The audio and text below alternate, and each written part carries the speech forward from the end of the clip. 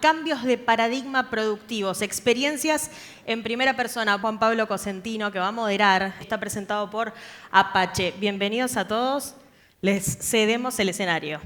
El panel quedó bueno en términos de que tenemos al sector que produce tecnología, al que usa tecnología, al que brinda servicios con tecnología y al que ayuda a unir la demanda y la oferta en términos de integrar el campo a través de tecnología con sus clientes. Así que la primera pregunta para Miranda de Plantium, que es ¿cómo en el desarrollo de tecnología hoy la persona apalanca herramientas de cara a esta nueva estrategia de usar IA en el día a día? Bueno, creo que en nuestro caso en particular nosotros usamos la IA como un medio que nos permite dejar de hacer todas esas tareas repetitivas que no nos gustan hacer o incluso darnos tiempo para hacer lo que sí nos gusta hacer, para descubrir, para experimentar e incluso hasta para equivocarnos de una manera más rápida y menos costosa. Está bueno, eso fallamos sintéticamente, ¿no? Mucho del ejercicio en el desarrollo de soluciones es probar. Y a veces probar en la vida real es muy costoso. Hacer ensayos a lote, sabemos que lleva tiempo, esfuerzo y necesitamos condiciones particulares.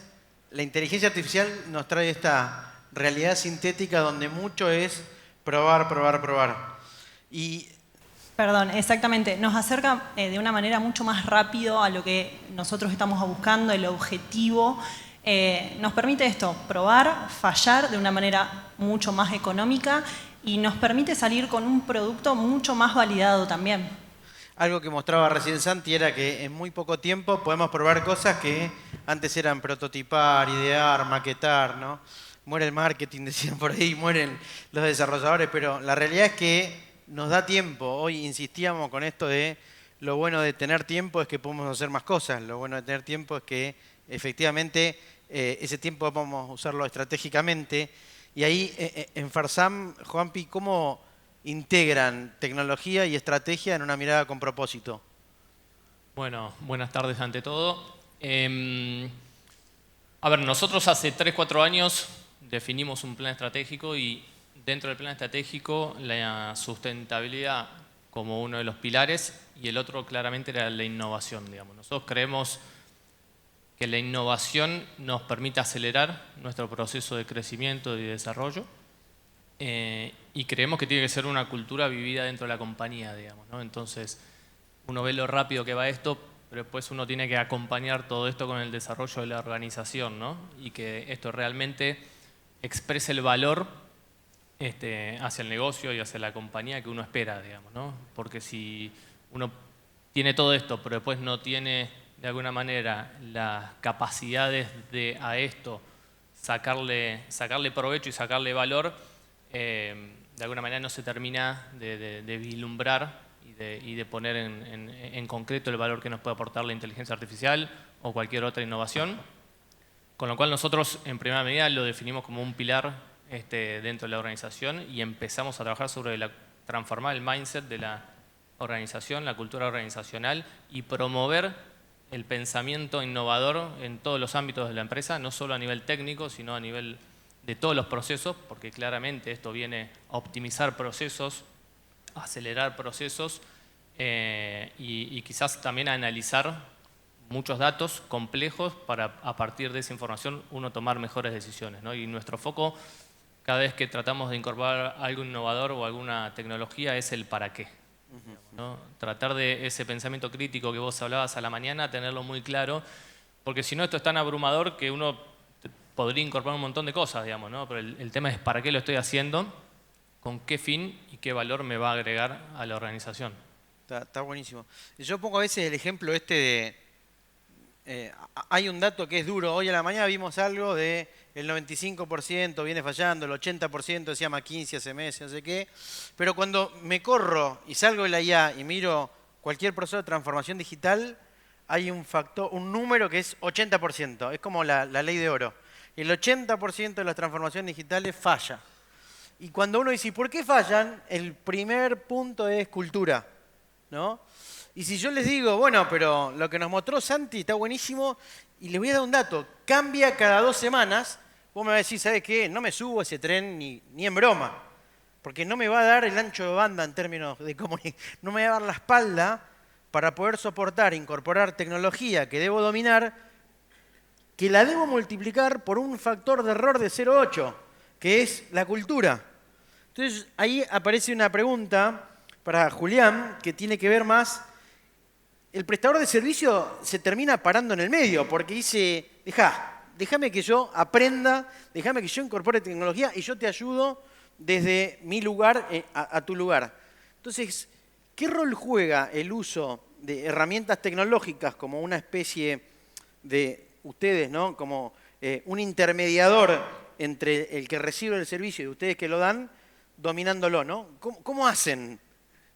Bueno, buenas tardes, muchas gracias por invitarnos. Como todo, surgen oportunidades de esto. Nosotros identificamos 3 falencias en la adopción tecnológica.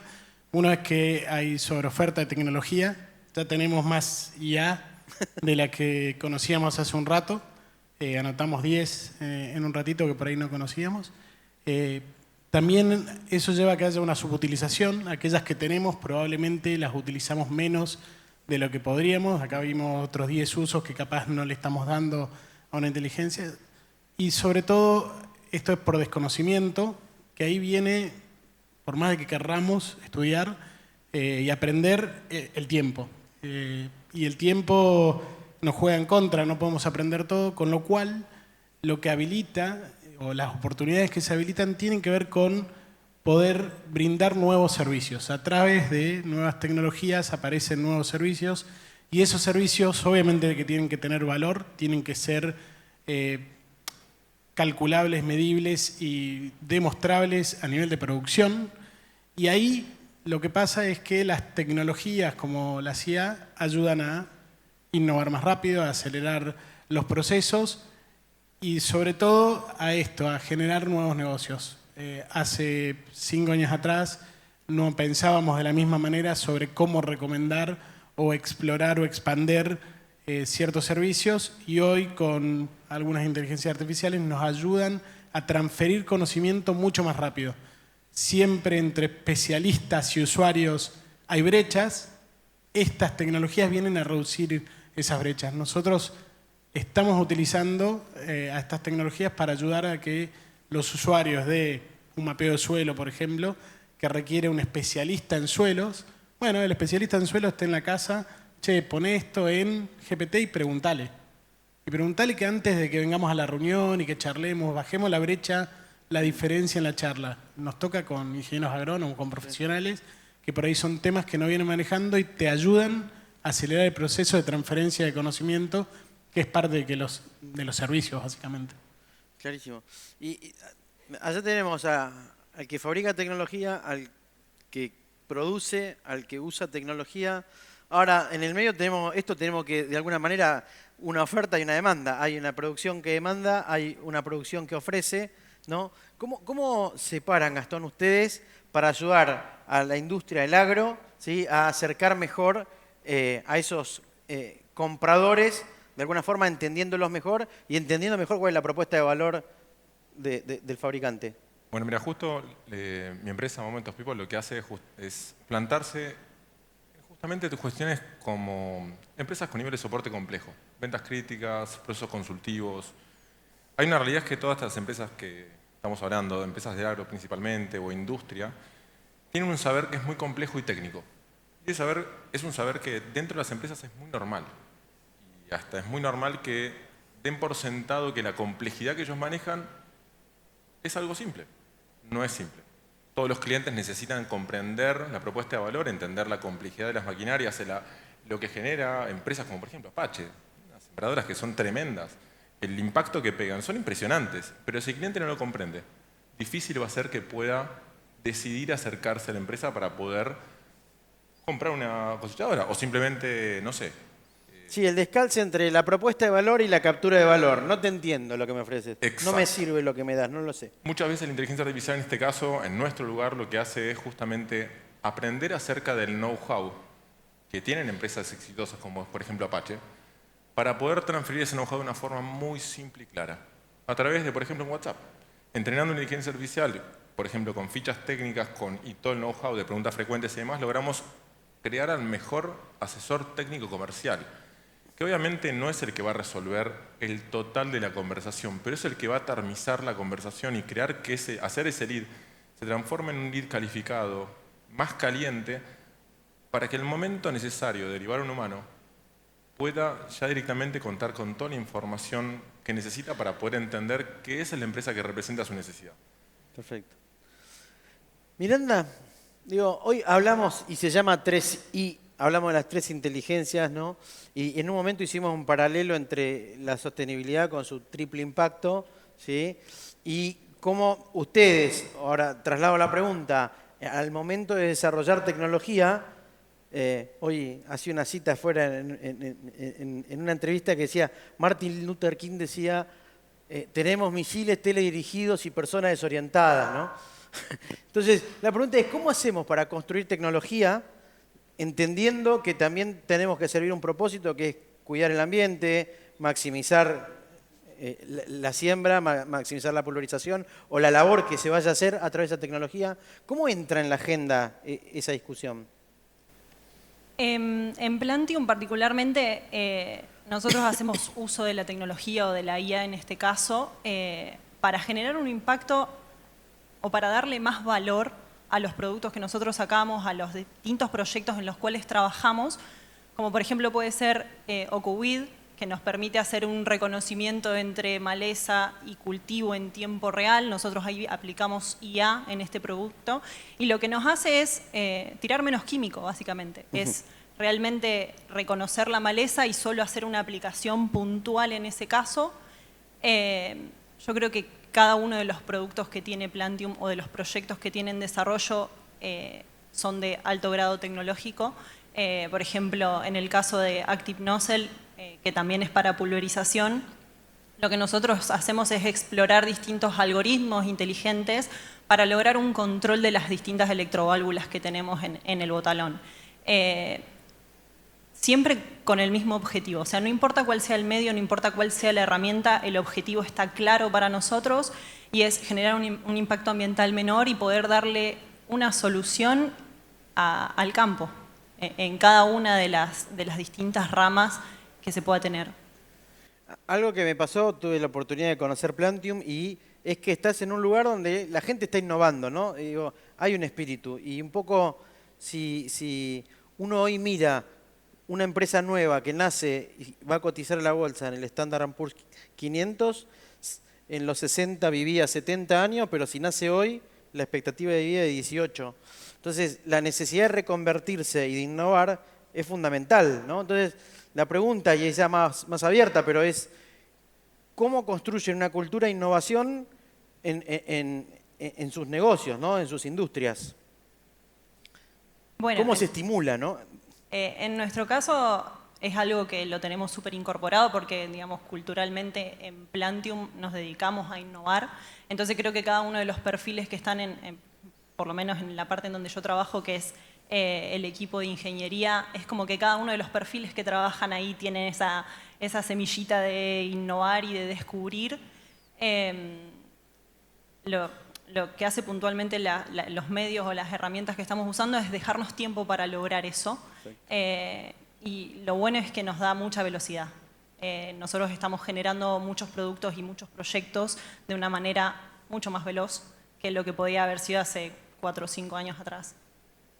Gracias. Juanpi.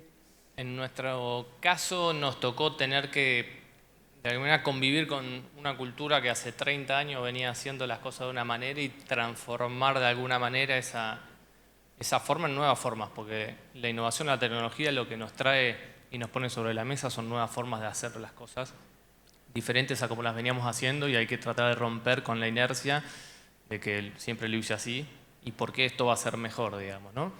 El primer paso para mí es ponerlo en la hoja de ruta, o sea, definir la estrategia y tener claro que queremos ir hacia allá, digamos, ¿no? Nosotros en nuestra misión y en nuestra visión pusimos que queríamos ser referentes, digamos, ¿no? Y eso es un poco lo que trasladamos a todo el equipo de trabajo hace 3 o 4 años.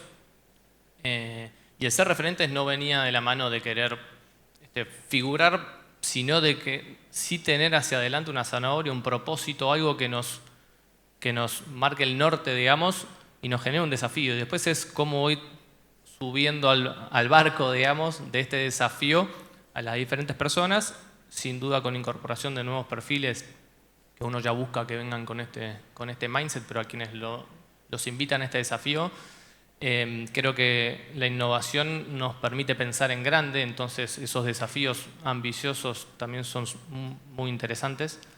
Creo que como compañía todos tenemos que entender de que si no nos adaptamos a estos cambios y a esta velocidad de cambio nos vamos a quedar, vamos a perder competitividad, y nosotros entendemos a la innovación como una forma de ser más competitivo, como vos decías hoy. Tenemos claro que la mayor competitividad lo que nos da es mayor atractividad. Y creo que logramos romper esa inercia, digamos, donde nos empezamos a volver más atractivos también, obviamente conseguís mejores perfiles y a su vez conseguís mejores negocios, porque conseguís otras empresas con las cuales te empezás a vincular y haces más y mejores negocios, con lo cual empezás a entrar en un círculo virtuoso, a nuestro entender, que para nosotros es estratégico y que nos está permitiendo crecer en nuestro negocio a partir de haber definido, entre otras cosas, la innovación como uno de los ejes, ¿no? Qué importante esto de la estrategia. Hoy poníamos un slide que decía que quizás los que estamos en una condición más inmadura en cuanto a lo digital tendemos a buscar tecnología.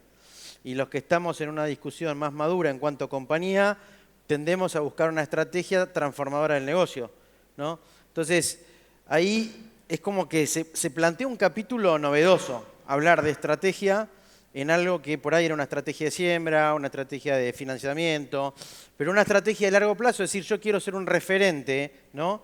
Y la innovación es mi vector, es como que ya no discutimos de tecnología, estamos discutiendo de propósito, ¿no? Y me parece muy interesante eso, ¿no? Entonces, ¿cómo lo hacen ustedes, Gastón, Julián, digo? Nosotros, la innovación y la estrategia, en principio, para mí no es tecnología, es una mezcla de metodología, tecnología y know-how. De hecho, tecnología sin eso es como que en realidad termina siendo una caja súper inteligente, pero sin ningún fin, sin ningún propósito.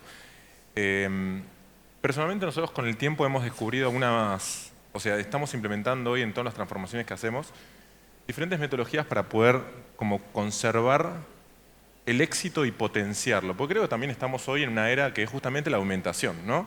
Pasamos del agro, la primera era de la agroindustria, la industrial, la computación, hoy es la aumentación. Hoy la inteligencia artificial nos aumenta. ¿Pero nos aumenta en qué? Para eso hoy, por ejemplo, utilizamos Design Thinking, es una metodología que creo que muchos conocemos, que arranca por empatizar. Y empatizar significa escuchar y aprender de quién tenemos enfrente, en este caso puede ser una empresa, para poder definir lo que va a ser el entrenamiento de una ideación posible, que es el prototipo que vamos después a armar y después testear. Eso, sin embargo, hoy en día es muy importante hablar de tiempos. Hoy los tiempos, Santi lo mostró, en 3 segundos estamos haciendo cosas que antes tardaban una semana con estupefacientes o unos meses en términos normales. Entonces, hablar en sprints y que esos sprints sean medibles y tengan más o menos 2 meses o 4 meses, es que uno pueda validar un prototipo y ese piloto pueda llegar a una instancia salubre para poder entender si el KPI que buscamos que impacte tiene sentido. Pero también está el Lean. Estamos enfrente de tecnologías que son impresionantes y van muy rápido. Yo hago siempre la analogía, la metáfora de la Ferrari. Uno es como cuando se sube una Ferrari. Yo no me subí a una Ferrari todavía, pero cuando uno nunca subió a una Ferrari no sabe ni cómo frena, ni cómo anda, ni cómo dobla, ni cuándo acelera. Hay que aprender a sentarse en la Ferrari y pisarla a fondo. Pero entender que es una Ferrari, y cuando uno tiene un primer prototipo con IA generativa o avanzada, en algún punto van muy fuerte y es muy importante tener esa paciencia para poder salir con algo chiquito, que a veces uno no sabe hasta dónde alcanza, pero ser consciente que tiene más potencia de lo que uno cree. Y por último, estando tan cerca de este momento tan crucial que estamos muchos esperando, que es el AGI, recordemos que estamos en el ANI, la inteligencia artificial narrow, la general, por más potente que sea lo que estamos viendo, todavía estamos incipientes. El AGI es un momento que viene, que es la inteligencia general, un sistema, muchas capacidades. No sabemos qué va a pasar, pero si algo es claro es que el valor está en los datos. Entonces, trabajar en pos de también tener una metodología de future design es muy importante porque eso nos va a preparar sí o sí para lo que venga, que no sabemos mucho lo que es. Ni Sam Altman sabe lo que está por pasar, pero literalmente va a ser fuerte. Entonces creo que, respondiendo a tu pregunta, un cruce entre metodología, know-how y tecnología, que es lo más sano para poder realmente crear innovación hoy en día. Gracias, Gastón. Julián, algo que hablábamos hoy, te voy a hacer un giro en la pregunta. Algo que hablábamos hoy, que se hablaba un poco, ¿no? Huella digital, ese sentido de los papeles del coche, ¿cómo están? ¿No? Y mirá, yo le hice todos los service. Digo, hay una frase que es: lo que no se mide no se puede mejorar. Y hay un meme que tengo que no lo puse hoy, que es una persona agarrándose la cabeza diciendo: creí que la IA me iba a resolver mis problemas hasta que me pidió los datos que no tenía. Y un cartel atrás que dice transformación digital pendiente desde hace 15 años. Entonces, ¿cómo entendemos que los datos son, digo, no es solo lo que guardé en un stick, en un papel, o que le saqué una foto? ¿Cómo gestionar los datos para que efectivamente pueda analizar, entender qué pasa, por qué pasa, qué va a pasar y qué debo hacer? Esa escalerita al viaje feliz, ¿no? ¿Cómo lo hacen ustedes? Bueno, nosotros ayudamos a los productores a generar eso porque lo que identificamos es que nuestra huella digital en el agro, por suerte, es bastante amplia en cuanto a llegada a los productores. Muchos productores generan alguna huella digital en su proceso productivo. Lastimosamente, es muy poca la cantidad de datos que se generan, se guardan y se utilizan, o sea que llegan a un nivel de know-how, que pasan de datos, se ordena y queda como información, se le da un contexto para que esa información sea conocimiento y se usa. Ese proceso en algunos casos ocurre, pero en muchos no. Muchos productores tienen algún tipo de dato, pero no necesariamente lo llevan a la toma de decisión. Y ese proceso nosotros lo que ayudamos es asegurar tanto la calidad del dato cuando lo tomamos, como la digitalización de ese dato, que quede disponible, que sea utilizable, que sea probable de ser parte de una decisión dentro de una estrategia mejor definida o porque ya entendemos que esto va para allá. Ahora, la innovación en sí, en el agro, tiene un problema. Es una industria de 10.000 años, es difícil innovar per se en la producción. Seguimos sembrando semilla. Todavía no estamos en un avance o en un cambio donde estemos haciendo algo muy distinto allí. Sin embargo, cada uno de esos procesos entendemos que requiere un óptimo para condiciones que hoy, por ejemplo, no la medimos cada vez que lo hacemos. Y entonces, por un lado tenemos una cantidad de datos que se genera en el proceso agronómico y en el de toma de decisiones y en la práctica agronómica del productor, pero todavía es muchísimo más grande lo que perdemos. Cada vez que hacemos algo y no guardamos un dato, estamos perdiendo una oportunidad que hace 10 años atrás nos planteábamos: ¿para qué guardar tanta información si por ahí no tenemos la capacidad de analizar? Bueno, hoy tenemos la capacidad de analizar Y nos preguntamos Big por qué no Data la guardamos. y muchísimas cosas, ¿por qué no lo guardamos?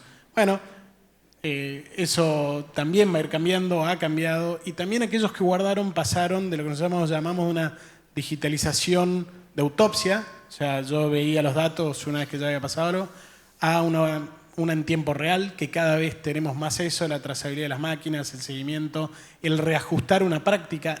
Eso es algo de altísimo impacto y hoy vemos más y más por ahí en los concesionarios, es más fácil de ver, de maquinaria, estos centros de operaciones donde vemos las máquinas en tiempo real, pero muchos productores tienen su centro de operaciones en el celular, están en el café, levantan, están haciendo esto, sí, está bien, no está mal, levantan el teléfono y llaman. Ese centro de operaciones de bolsillo ocurre, por ahí no necesitamos los 30 monitores, pero ocurre y eso es muy válido. Y ya estamos yendo con las puntas de lanza a los productores hoy que sí tienen estos centros de operaciones y están pensando estos datos de hoy, cómo van a terminar afectando el resultado o las decisiones de mañana.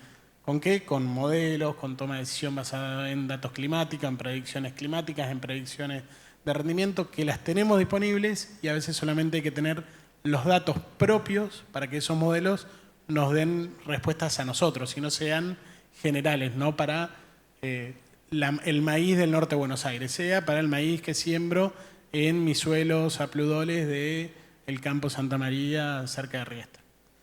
Y digo, hacerse de datos, digo, la definición de dato es una representación simbólica de la realidad, esa es la de manual, ¿no? Representación simbólica de realidad. Ahora, ¿quién lo representa, no? Y ahí aparecen cuestiones alrededor del dato. El dato tiene volumen, el dato tiene variedad, el dato tiene velocidad, el dato tiene validez, como dijiste vos, che, esto me sirve para una autopsia, pero no me sirve para tomar una decisión, ¿no? Pero lo que sí tiene el dato, ¿no? Incluso en el histórico, en el autópsico, tiene algo que nos ayuda a construir y entregar valor en la mirada de competitividad, que un poco lo charlábamos también con Miranda, en esta mirada de trazabilidad. Alguien decía hoy, en la industria automotriz, la palabra trazabilidad, cuando uno habla de una autoparte, hemos visto que nos pasa todo el tiempo, hubo un recall de la camioneta marca tanto, modelo tanto, porque detectaron una falla en una pastilla, en una serie de pastillas de freno que salió de una autopartista. Entonces, el concepto de trazabilidad en algunas industrias está muy, muy maduro. En el agro es como que es un concepto, aunque existía, cada vez permeando más profundamente. Pero tiene desafíos, y esto de la huella digital, de yo no te vendo un lote, un producto, sino que te vendo una historia de lo que sucedió. Te digo cuánto aporté de agroquímico o de defensivo, cuánto puse de nutriente, cuánto había de carbono cuando empecé, cuánto quedó de carbono cuando me fui. Y eso, en términos de impacto como competitividad, es parte de una propuesta de valor de cosas que estoy haciendo. Porque no hice nada nuevo, lo único que hice fue integrar datos que tenía suelto, los encarpeté y los entregué como un resultado que agrega valor en mi producto, ¿no? Entonces, la jugada de la trazabilidad en la sustentabilidad, Miranda, ¿no? ¿Cómo la ves? Más allá de la competitividad, digo, ¿no? En la sustentabilidad. Sí, nosotros en Plantium cada uno de nuestros productos genera mucha cantidad de datos. Obviamente cuando nosotros vamos a cada uno de los usuarios a instalarle algún producto y hace uso de ese producto, se generan datos. Y lo que nosotros tenemos es una adquisición completa de cada uno de esos datos que nos permite aprender, obviamente ya sea por zonas o por tipo de labor, cómo ir mejorando cada uno de nuestros productos. Creo que Plantium se destaca en ese sentido, en que pudo haber arrancado con un producto en esta instancia y nosotros lo fuimos probando y lo fuimos mejorando en el tiempo y hoy tenemos productos realmente muy buenos y que son muy fuertes para cada uno de los usuarios.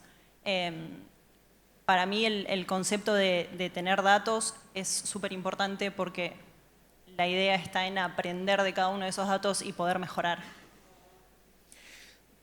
Juanpi, ¿cómo creen? O sea, ustedes tienen un ecosistema mucho más amplio que el productivo, donde también se dedican a ensayar no solo a lotes, sino a tecnología, impactos en la productividad, impactos en las personas, impactos en el ambiente.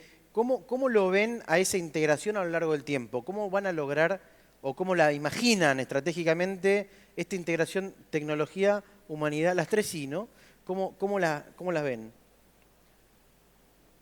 No tengo duda que la tecnología tiene que venir a ser una herramienta que nos eficientice, optimice procesos, optimice la utilización de insumos. O sea, sin duda que la tecnología viene de una mano en términos de sustentabilidad y que la sustentabilidad rentable existe. Muchas veces uno tiende a pensar de que si sos sustentable sos menos rentable. Quizás uno lo puede pensar si se va al extremo, digamos, del orgánico. Pero sí hay formas de ser más eficiente y más sustentable de forma más rentable, digamos. Y no es solo con la menor incorporación de insumos, sino también es incorporando dentro de la matriz de rotación otro tipo de cultivos. Nosotros iniciamos con arveja, camelina, colza, cultivos que además de cumplir una función de cobertura, de aporte al suelo, de fijación de nitrógeno, o sea, tienen otros fines más allá de la rentabilidad per se que también la poseen y que uno tiene que ir integrando. Y nosotros siempre hablamos de tener una mirada sistémica.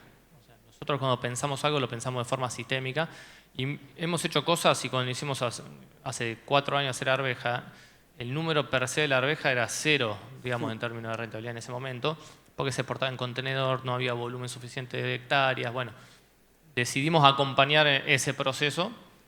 Hoy en día obviamente ya se exporta a granel, el por ende la capacidad de pago es mayor, por ende, bueno, pero en su momento lo vimos también como la posibilidad de incorporar una tecnología, porque incorporar un nuevo cultivo es incorporar tecnología también.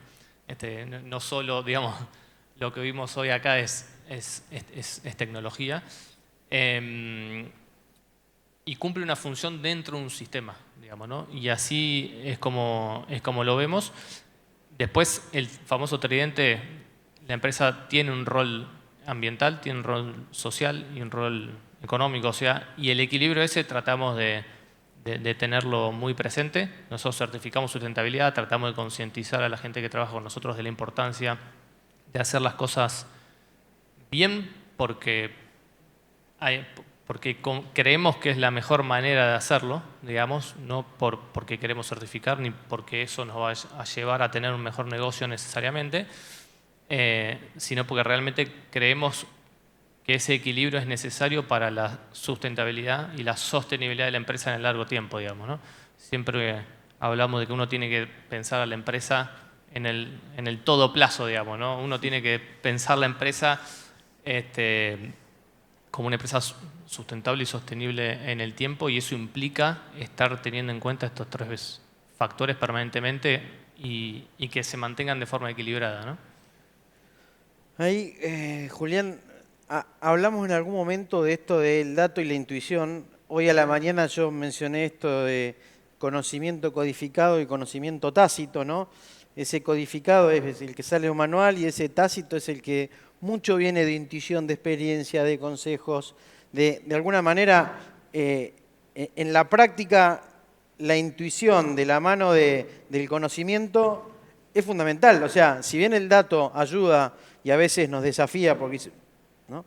¿Cuántas veces le quisimos ganar a Waze y perdimos? ¿No? Entonces yo aprendí. Después la segunda vez dije no le compito más a Waze y me va a mandar siempre por el mejor lugar. Pero ¿cómo hacer para que en este equilibrio donde no tenemos que quedarnos dormidos al volante, un poco esta metáfora de la sobreconfianza en el dato o en el algoritmo, sigue jugando la humanidad, la intuición o el conocimiento tácito que decimos? O sea, es que es difícil superar a un productor agropecuario en su conocimiento tácito cuando lo tratás el uno al uno. Lo que sí pasa es que el dato y la colección de datos que podamos guardar, compartir y analizar, lo que habilita es realmente a la multiplicidad de, por ejemplo, expertos mirando el mismo problema desde distintos lugares. Se puede compartir, se puede distribuir. A veces de una experiencia de un productor es difícil que te la pueda transmitir, compartir, mostrar, cuantificar, reflejar. Sin embargo, el dato que está por detrás o que valida esa situación del productor, sí lo puedes compartir, lo puedes especificar, lo puedes resimular. ¿Qué pasa cuando la arveja valga X? O puedes simular situaciones que por ahí el productor no puede poner en palabras, puede capaz que resolverlo en la cabeza, ocurre.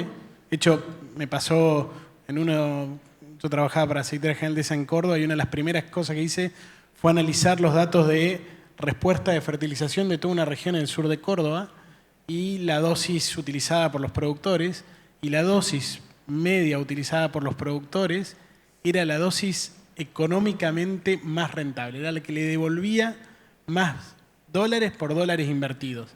Y eso era lo que se había establecido más allá del modelo de respuesta, más allá de la forma de medición. La dosis que terminaban aplicando los productores en toda esa región para 5 años consecutivos era la que tenía el mejor retorno económico.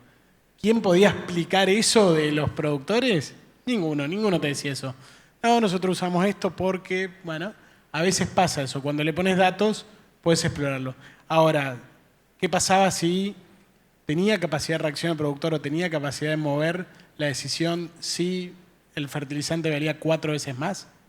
Y probablemente no, porque no vivía la experiencia hasta que llegó el 2008, 2009, que valió 4 veces más, o hasta hace 2 años que valió 4 veces más. Y esos escenarios solo lo podés manejar, simular, ver si tenés datos consistentes, simulables, manejables y que te ayuden a predecir o a proyectar hasta estas situaciones que a veces parecen ilógicas dentro del modelo mental de un productor. Ahí es donde yo digo, la humanidad está lejísimos en el buen sentido respecto a la inteligencia artificial. Ayer lo escuchaba a Jean LeCun. Jean LeCun es un científico que es el Chief AI Officer de Meta. Meta es Facebook, Instagram, lo verán en el WhatsApp, el loguito de Meta. Y hacía este cálculo él. La cantidad de parámetros con la cual yo entreno un modelo de IA hoy, ¿sí? El más potente puede estar en 800 billones de parámetros. Esos 800 billones de parámetros son prácticamente un 20% menos que la cantidad de información que recibió un nene durante sus primeros 4 años de vida a través de los ojos. Entonces, ese conocimiento tácito que terminamos relevando, que van armando nuestros parámetros, nuestros polinomios de términos, que van pesando, que después lo explicamos como esto es intuición, y en realidad no es intuición. Vos tuviste una cantidad, si esto fuese una cámara, más o menos 2 megapíxeles, la cantidad de información que tuviste, el oído, esa cantidad que construyó nuestra experiencia, que construye un conocimiento tácito, se plantea como realmente difícilmente reemplazable. Y creo que está mal pensar en una carrera de reemplazo. Como decía Gastón, esta es una carrera de aumentación. ¿Cómo hacemos las cosas mejor? A través del uso correcto de las herramientas, ¿no? Y algo que charlamos con Gastón era, y capaz que esto lo resuelvo con una regla de 3 simple, capaz que esto lo resuelvo con una regresión lineal, y para esto probablemente sea IA la solución, y dentro de la IA, como decían hoy a la mañana, ¿qué IA? ¿No? ¿Qué inteligencia artificial? Ahí, Gastón, ¿cómo te toca a vos ayudar a veces a esto, a no caer en la... Para el 2026 nos propusimos tener 5 proyectos de IA. ¿Para qué? Bien, voy a robarte un concepto tuyo que me gustó mucho, que es el AI Fit. AI Fit tiene que ver con entender que IA, en principio, es básicamente una tecnología que se aplica, como toda tecnología, en un proceso repetitivo, en algo que controlamos. En principio, si repetimos hoy, o sea, básicamente estamos en un momento donde la revolución no es la revolución del IA, es la revolución de no hacer las cosas repetitivas. ¿Y para qué? Básicamente para poder tener foco en lo relevante. De vuelta volvimos al 80-20, el Pareto, la famosa regla dorada, donde el 20% genera el mayor de los réditos si nos resolvemos el 80% de lo repetitivo.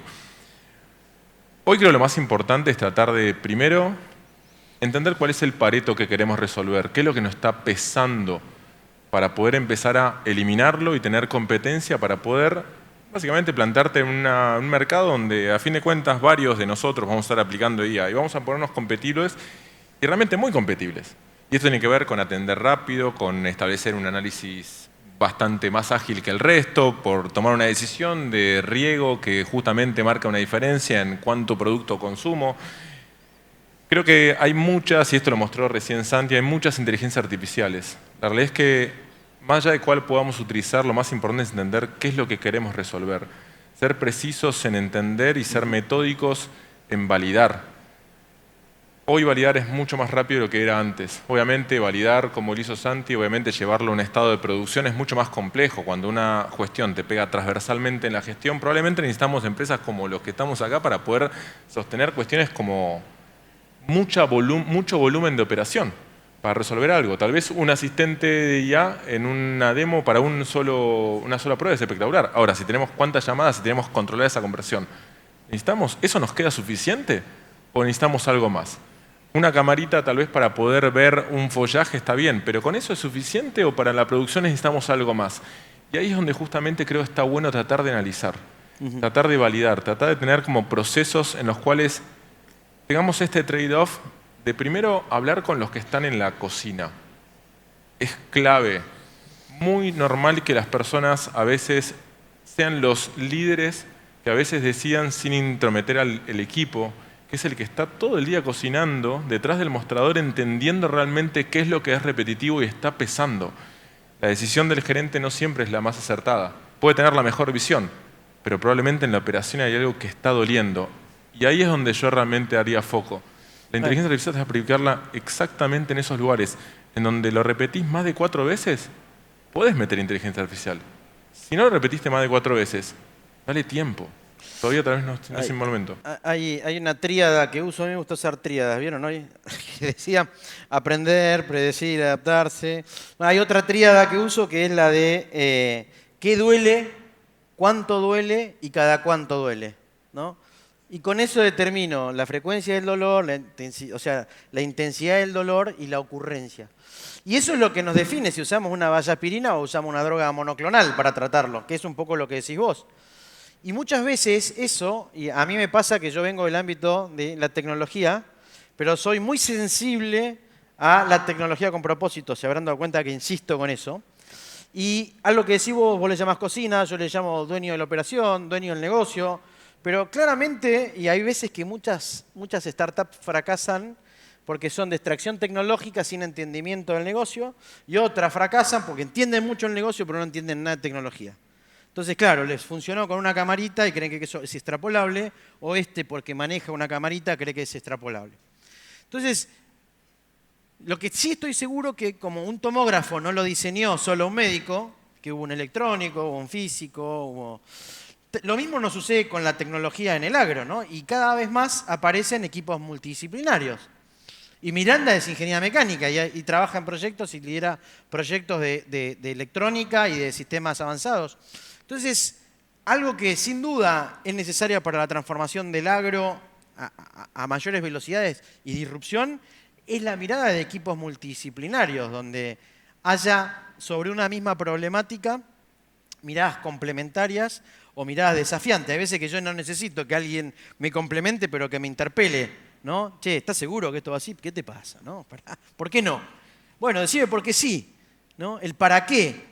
Eso es lo que nos da la inteligencia humana para discutir. Y en un equipo interdisciplinario crece muchísimo. Por lo menos en mi caso, sí, en cada uno de los proyectos tenemos ingenieros mecánicos, tenemos ingenieros electrónicos Qué bueno, ingenieros electrónicos, ¿sí? Qué alegría me da. A la programación, tenemos ingenieros electrónicos orientados a la parte de hardware, también tenemos eléctricos y en particular todos usan herramientas de IA completamente distintas. Si bien el objetivo es el mismo y es lograr el trabajo al final del mes o al final del año para lograr entregar un producto, cada una de las áreas utiliza distinto tipo de inteligencia artificial para lograr sus objetivos.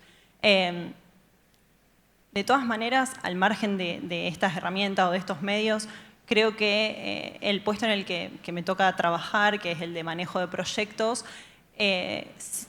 pensamos en que tenemos distintas áreas que están trabajando individualmente, pero ninguna de ellas va a lograr un producto que sirva. Ningún va a ser un producto que llegue a final de término.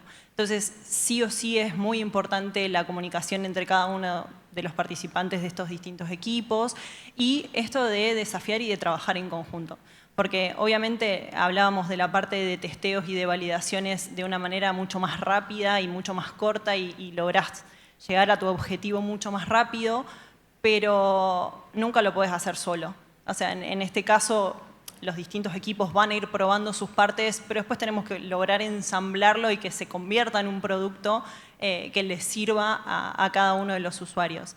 En sí, cada uno de estos equipos, cada uno arma su inteligencia artificial, cada uno arma sus procesos, todo, pero en algún punto nos encontramos todos. Hay una frase que dice, ¿no? Si querés ir rápido, anda solo, si querés ir lejos, vaya mucho, ¿no? En esta mirada. Y Juanpi, yo veo siempre que hay búsqueda de perfiles diversos y que están buscando esa, si se quiere, multisectorial. Sí, de hecho nosotros definimos tener un rol de responsable de innovación, digamos, ¿no? Dentro de la compañía, transversal a todas las áreas, que contribuye de alguna manera a que este proceso suceda y que el día a día no nos tape. Pues muchas veces, esto está muy lindo, mañana vamos al campo, tenemos 20.000 frentes abiertos y de nuevo nos sumergimos en la vorágine del día a día y bueno, esto queda para alguna otra instancia. Entonces definimos tener una persona que esté velando para que este proceso sea continuo, constante. Me parece que eso es fundamental, darle constancia y que no sean como picos de atención. Pero más allá de eso, creemos firmemente en el trabajo multidisciplinario, no solo a nivel interno, sino ampliando este espacio a otras compañías El año pasado, a raíz de eso y a raíz de que veíamos un poco esa problemática de que quizás no había un cabal entendimiento de algunas soluciones que se ofrecen a resolver realmente las necesidades que uno como usuario tiene, por ende uno no le termina de ver el valor real a la solución, decidimos constituir un espacio de innovación abierta. Es un hub de innovación que se llama Validagro, donde lo que buscamos, y como el nombre lo dice, es tratar de validar ciertas tecnologías a campo, digamos, en un espacio real.